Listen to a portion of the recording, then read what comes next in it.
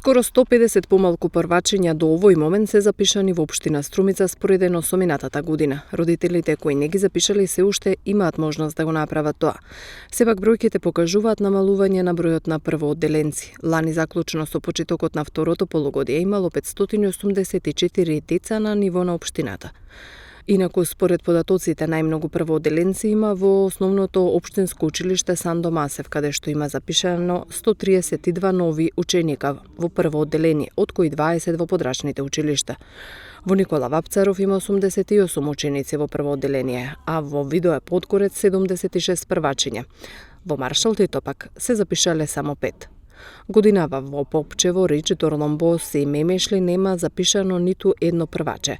Едноцифрена бројка на ново запишани првоодделенци има во Раборци и Велјуса по еден ученик, Водоча и Градско Балдовци по двајца. Во Свидовица и Рич има по 3 првачиња, во Костурино 4.